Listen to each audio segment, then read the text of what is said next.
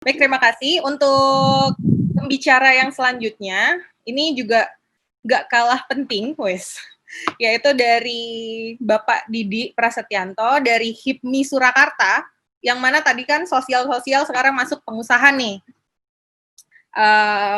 Pak Didi, apakah sudah join? Ya, oke. Mbak Rizka sudah join saya. Iya. Untuk waktunya 15 menit, mungkin bisa langsung dimulai ya. Untuk waktu dan tempat kami persilakan. Iya, oke, matur suwun. Sugeng siang Toyo. Assalamualaikum warahmatullahi wabarakatuh.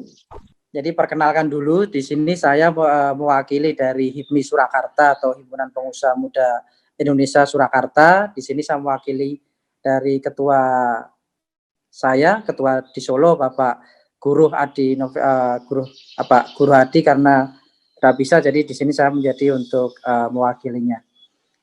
Di sini ada beberapa teman-teman dari beberapa pengusaha di Kota Solo yang merupakan presidium di HIPMI Surakarta.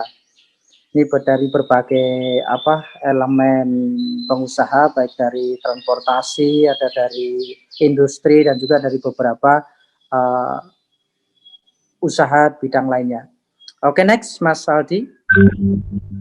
Ya, ini sedikit sejarah ya, sejarah dari HIPMI Surakarta sendiri, bahwasanya HIPMI itu dibentuk mempunyai tujuan utama untuk menciptakan pengusaha muda, di mana dalam hal ini pengusaha muda yang mandiri dan juga pengusaha muda yang kreatif. Saat ini ketua kita di BPP HIPMI itu setelah Pak Bahlil Lahadiat ya diganti oleh ketumnya Bapak Haji Maming yang baru terpilih, dan untuk Kota Surakarta sendiri saat ini dipimpin oleh Bapak Guru Adi Novianto. Jadi memang tujuan utama dari HIPMI ini adalah untuk menciptakan pengusaha. Kalau dulu mungkin pengusaha itu harus tua dulu seperti itu, tapi sekarang sudah berbeda. Saat ini pengusaha banyak yang anak-anak muda yang cukup sukses, di mana usaha-usahanya juga cukup berkembang, kayak misalkan yang berbasis virtual, misalkan ada Bukalapak, ada Tokopedia, dan lain-lainnya. Salah satunya misalkan Bukalapak sendiri itu kepunyaan dari salah satu pengusaha dari Solo juga, tepatnya rumahnya di Sragen, itu alumni dari SMA Negeri 1 Surakarta yang namanya Pak Yagi, itu juga sangat saat ini mempunyai aset yang cukup besar juga, seperti itu.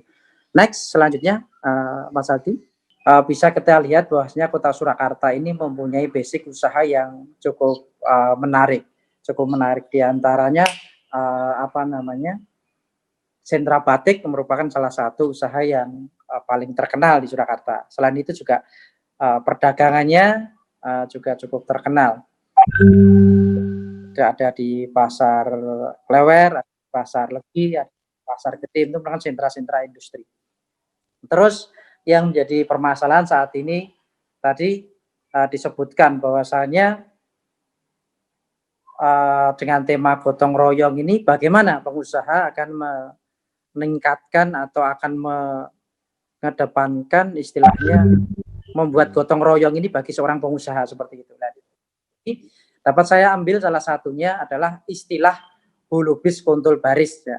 Saat ini juga ada yang namanya HIPMI Peduli. HIPMI Peduli tadi juga ini mungkin juga hampir sama yang dilakukan oleh Pak Dono tadi, yaitu tentang berbagi. Kita berbagi juga kepada masyarakat Kota Surakarta yang terdampak COVID-19. Saat ini memang usaha bagi pengusaha sangat ini sekali ya, sangat terkena imbas adanya COVID-19, di mana daya beli masyarakat yang turun, adanya efek dari WFH ini, pengusaha banyak yang kena imbasnya. Tetapi adalah salah satu hal yang menjadi semangat kita adalah semangat gotong royong. Apa yang menjadi semangat gotong royong yang telah dilakukan? Jadi itu tidak ada efek COVID-19 ini tidak istilahnya menyurutkan untuk kita tidak peduli sesama. Salah satunya yang kita lakukan di HIPMI Solo ini peduli ini adalah bergotong royong dengan masyarakat dan pengusaha. Tadi sudah disinggung juga oleh Pak Dono selaku pakar ekonomi dari UNS yang bahwasanya saat ini bukan eranya aset itu milik sendiri gitu ya. Aset itu dimiliki, tapi saat ini usaha yang paling bisa berjalan soal adanya COVID-19 ini adalah adanya berbagi. Jadi contoh hal kecil tadi misalkan kan banyak sekali ini pengusaha-pengusaha di Kota Solo yang berubah haluan. Jadi misalkan kayak tekstil atau mungkin industri home industri UKM itu yang biasanya memproduksi pakaian dan lainnya itu sekarang berubah mengubah cara produksinya, mengubah untuk memproduksi APD, memproduksi masker dan lain-lainnya. Lah, itu dengan cara apa? Kita adalah dengan gotong royong. Gotong royongnya terutama kalau dari sisi UKM yang ini misalkan dia sudah tidak mempunyai apalagi yang bisa digarap, itu kita saling merangkul. Saling merangkulnya dengan cara apa?